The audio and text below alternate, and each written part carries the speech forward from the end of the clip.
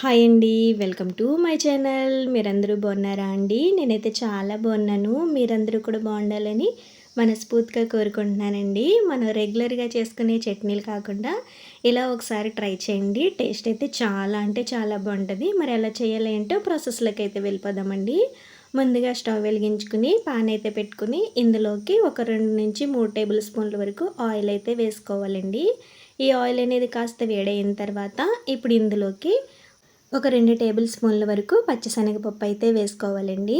అలాగే ఒక table spoon వరకు మినపప్పు, అలాగే ఒక టేబుల్ స్పూన్ వరకు జీలకర్ర అయితే వేసుకోవాలండి.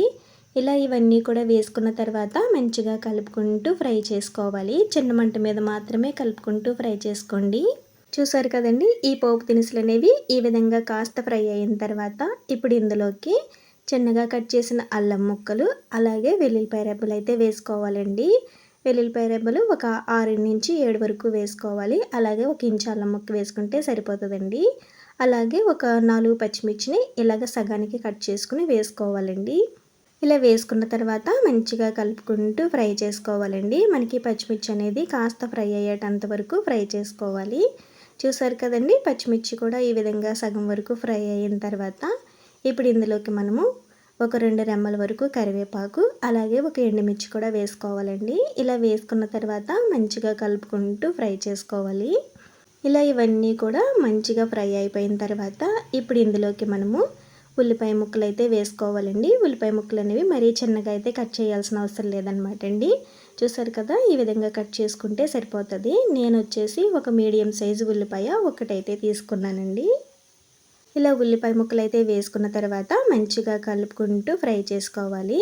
మనం ఇలా ఉల్లిపాయ ముక్కలు వేసిన తర్వాత ఇప్పుడు ఇందులోకి కొంచెం అంతా సాల్ట్ వేసుకుని ఫ్రై చేసుకుంటే మనకి ఈ ఉల్లిపాయ ముక్కలు అనేవి తొందరగానే మగ్గిపోతాయండి. ఈ ఉల్లిపాయ ముక్కలు అనేవి మరీ ఎక్కువగా అయితే ఫ్రై అవ్వాల్సిన అవసరం లేదనమాట. జస్ట్ మగ్గితే సరిపోతుందండి. అసలు ఈ చట్నీ మనకి ఉల్లిపాయతో చేసినట్టుగానే తెలియదు అనమాట. అసలు ఫ్లేవర్ కూడా రాదనమాట అండి. టేస్ట్ అయితే చాలా బాగుంటుంది అనమాట అండి. ఇలా ఉల్లిపాయ ముక్కలు అయితే చక్కగా మగ్గిపోయాయి కదండి. ఈ విధంగా మగ్గిన తర్వాత ఇప్పుడు ఇందులోకి ఒక మీడియం సైజ్ టమాటాని ఇలాగా కట్ చేసుకుని వేసుకోవాలండి. మరీ చిన్నగా ముక్కలుగా అవసరం లేదు, మరీ పెద్ద ముక్కలుగా కాకుండా ఈ విధంగా కట్ చేసుకుంటే సరిపోతుందండి. ఇలా టమాటా ముక్కలు కూడా వేసుకున్న తర్వాత మంచిగా కలుపుకుంటూ ఫ్రై చేసుకోవాలి. మనకి టమాటా ముక్కలు కూడా చక్కగా మగ్గాలన్నమాట అండి. అప్పటి వరకు కూడా మనం ఈ విధంగా మధ్య మధ్యలో కలుపుకుంటూ ఉడికించుకోవాలండి. చూసారు కదా, మనకి టమాటా ముక్కలు అలాగే ఆనియన్స్ ముక్కలు ఇవన్నీ కూడా చక్కగా మగ్గిపోయాయి కదండి. ఈ విధంగా మగ్గిపోయిన తర్వాత ఇప్పుడు ఇందులోకి మనము కొంచెం అంతా చింతపండు అయితే వేసుకోవాలండి. చింతపండు అనేది మరీ ఎక్కువగా అయితే వేయాల్సిన అవసరం లేదు. జస్ట్ కొంచెం అంతే, కొంచెం మాత్రం వేసుకోవాలండి. ఇలా వేసుకున్న తర్వాత ఇంకొక నిమిషం పాటు మంచిగా కలుపుకుంటూ ఫ్రై చేసుకోవాలి. ఈ విధంగా ఫ్రై చేసుకున్న తర్వాత మీ దగ్గర కొంచెం కొత్తిమీర ఉంటే కూడా యాడ్ చేసుకోవచ్చండి. చింతపండు అనేది మనం వాటర్లో నానబెట్టాల్సిన అవసరం లేకుండా ఈ విధంగా వేసుకుంటే మనకి వేడికి అనేది చింతపండు అనేది మగ్గిపోతుంది అనమాట అండి.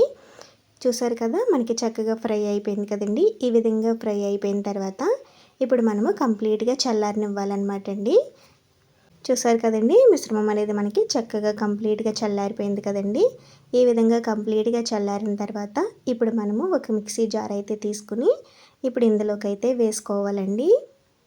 ఇలా మిక్సీ జార్లోకి అయితే వేసుకున్న తర్వాత ఇప్పుడు ఇందులోకి మనం తగినంత వాటర్ అయితే వేసుకుని మెత్తగా మిక్సీ పట్టుకోవాలన్నమాట అండి. మీకు పల్చగా కావాలనుకుంటే కొంచెం ఎక్కువ వాటర్ వేసుకోండి, తిక్కగా కావాలనుకుంటే కొంచెం తక్కువ వాటర్ అయితే వేసుకోండి. చూసారు కదా, చట్నీ అనేది ఈ విధంగా రెడీ అవుతుంది అనమాట అండి. ఈ విధంగా రెడీ అయిన తర్వాత ఒక బౌల్లోకి అయితే వేసేసుకోవాలండి. ఈ విధంగా వేసుకున్న తర్వాత ఈ చట్నీకి తాలింపు అయితే వేసుకోవాలండి. ఆవాలు, అలాగే జీలకర్ర, ఎండుమిర్చి ఈ 3 వేసుకుని తాలింపు వేసుకుంటే చట్నీ టేస్ట్ అయితే చాలా బాగుంటుంది అనమాట అండి. అసలు ఈ చట్నీని ఉల్లిపాయతో చేసామని అసలు ఎవ్వరు కనిపెట్టలేరనమాట అండి. టేస్ట్ అయితే చాలా బాగుంటుంది. మరి రెగ్యులర్గా చేసుకునే చట్నీస్ కాకుండా ఇలా ఒకసారి ట్రై చేయండి. టేస్ట్ అయితే సూపర్ ఉంటుంది అనమాట అండి. సరేనండి, ఇంకొక వీడియోలో కలుసుకుందాం. Bye bye.